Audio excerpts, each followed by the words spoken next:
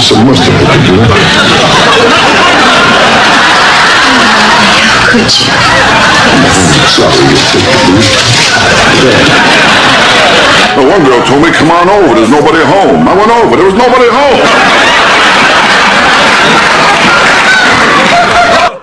There's a man who walks on stage. No long story. No warm-up. No setup. And within seconds, the entire room explodes with laughter.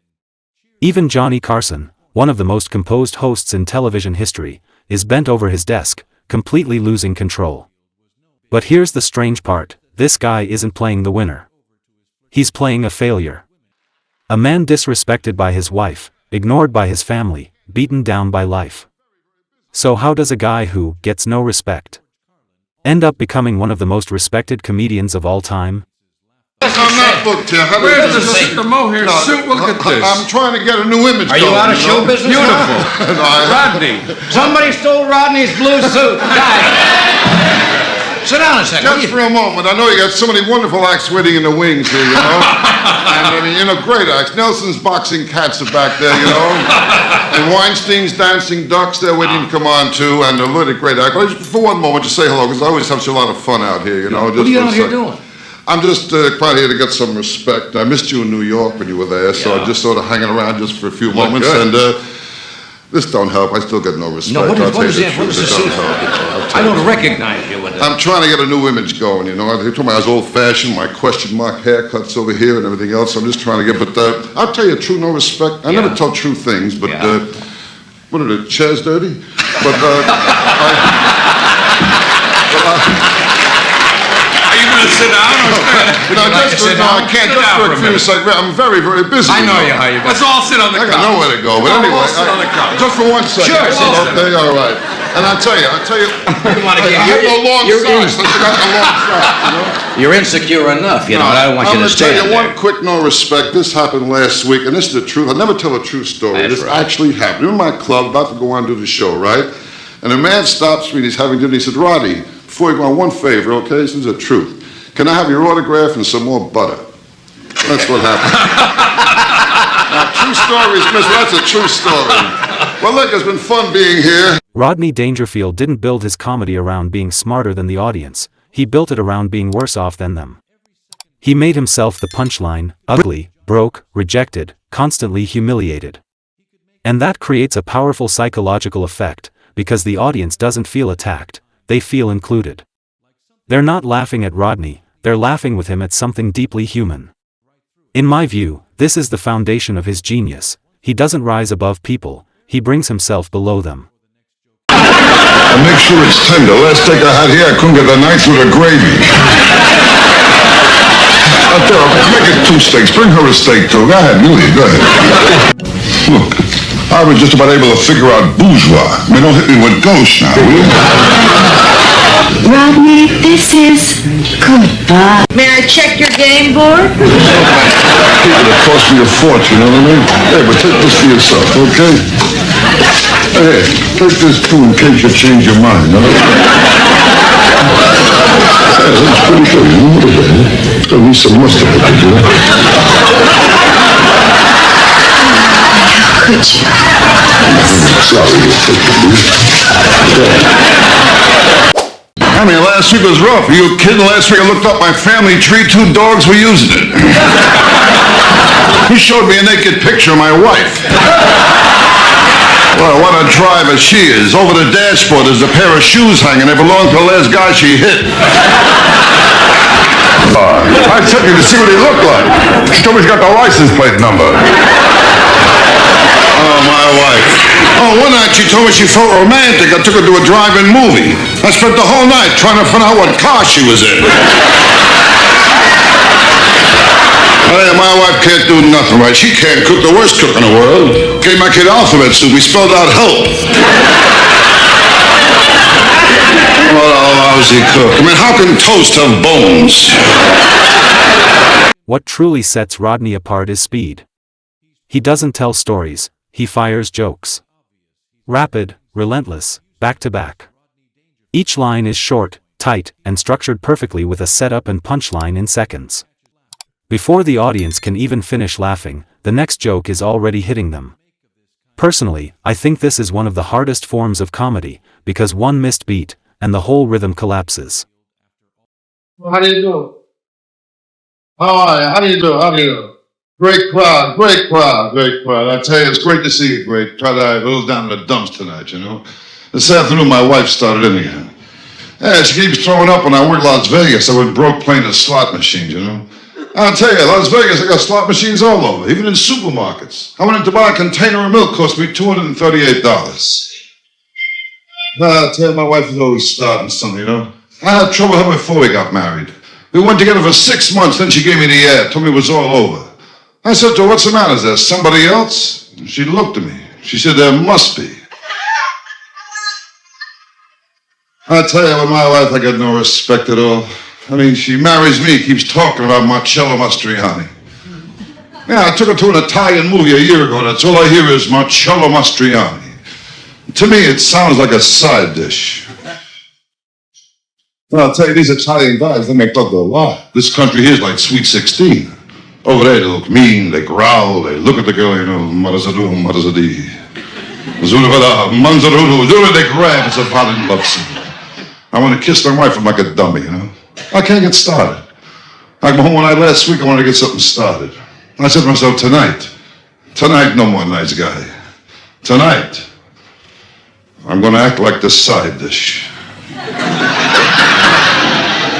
I took her in my arms, I looked in her eyes, I went to Marazadu, Marazadi. Maradida, she went home to her mother. I never had a chance, I'm telling you, you know. I'll tell you, I don't get no respect for my wife or anyone else, you know. Well, this afternoon, my superintendent, he told me to wipe my feet in my apartment before I go in the hall.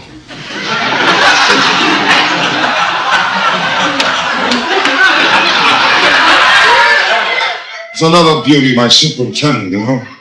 Things are wrong in the apartment, he won't fix a thing in the apartment. He's always too busy, I'm too busy, you know. Last week I tried to trick him. I said, come on up, we're having a party. He said, should I bring something? I said, yeah, a wrench and your galoshes. I'll tell you, talk to Peter and who to believe anymore. Like Dr. David Rubin, he wrote a best-selling book, Everything You Always Wanted to Know About Sex. He left out the most important thing, where to get it. Give it a great applause. Thank you very much. I'll talk to you, right? Rodney was a master of misdirection.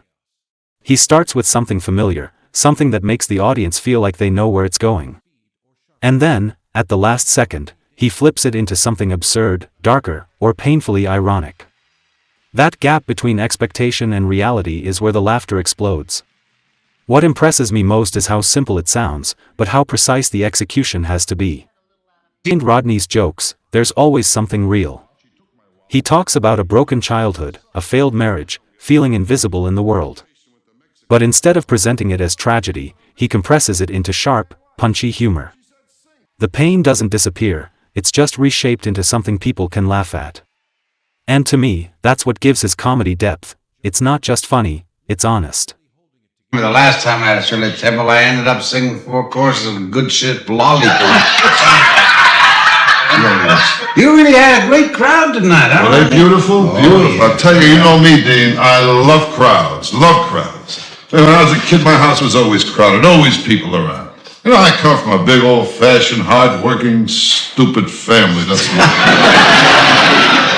Nobody liked my family when I was a kid. Nobody liked us, you know. They always wanted to get rid of us. And one time, my family went on a picnic in the woods. The animals started a forest fire.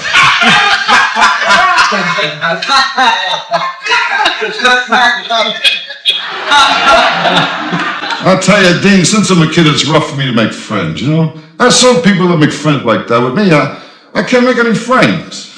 Well, how about where you live, Rodney? You can make friends in your neighborhood. My neighborhood?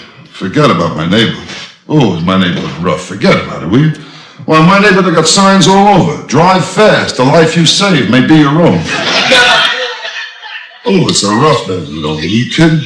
Well, where I live, nobody has respect for the law. Last week on my block, they raffled off a police car. With 2 cops still in it. And the police station's right on my block. Even the cops are afraid, you know. Only police station I know, the front door has a peephole. How about I tell you, Dean, since I live in this neighborhood, I was attacked only once, just once, you know? It was a strange thing. The guy who attacked me had class. Yeah, he used an electric razor. One of the clearest signs of Rodney's brilliance is how he affected Johnny Carson. Carson was known for his control, his timing, his ability to keep the show moving. But with Rodney, he repeatedly lost it, laughing uncontrollably, barely able to recover. That tells you something important. Rodney wasn't just funny to audiences, he was overwhelming even to professionals. To me, that's the mark of a truly powerful comedian. I'll tell you more right now, but last week I was in rough shape, you know? Last week I told my kid, be honest, always be honest. He said, all right, I'm not your kid. Oh, last week was rough. I felt sick. My doctor told me to go home and baby myself. So I told my wife to breastfeed me. I took a leak in my pants and I cried for 2 hours. My wife, she don't help either. We got married. I told her I like sex twice a day. She said, me too. Now we'll never see each other. Oh, my wife, she's full of smart answers. You kidding? Before we got married, I was crazy about it. I told her I like to go steady. She told me to try prune juice. Hey, with my wife, I gave up, you know? The other night I told her, I said, look, you win, you're the boss. From now on, when it comes to sex, it'll be in your hands. She said, you're wrong, it'll be in your hands.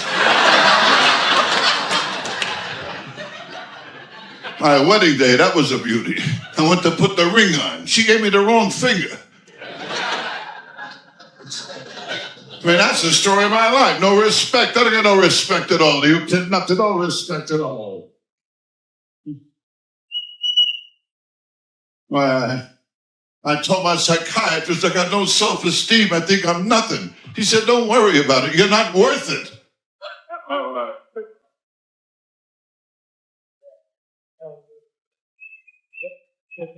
How are you, Rodney? How are you, buddy? Have a seat. Well, you're back to Vegas, back to the MGM Grand. You must like it there. You I like like it? the MGM Grand. They treat me right. I Yeah, like Vegas. yeah. My wife, too, we both like Vegas, you know? Yeah, my wife likes to play the slots, and I like to play the sluts, you know? So it works out good for everybody, you know? No, but I like Vegas. It keeps me busy. I like to keep busy, you know? At my age, I don't want to face life. I got to keep busy. And you know, something always pops up to keep you busy, you know? Like this morning, I had a drug test. I got lucky. It was good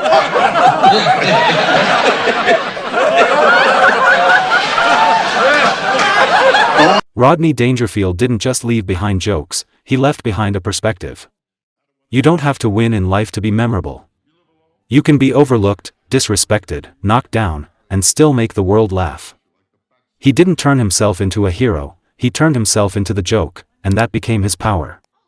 And maybe that's why, after all these years, the man who got no respect is someone comedy will always respect.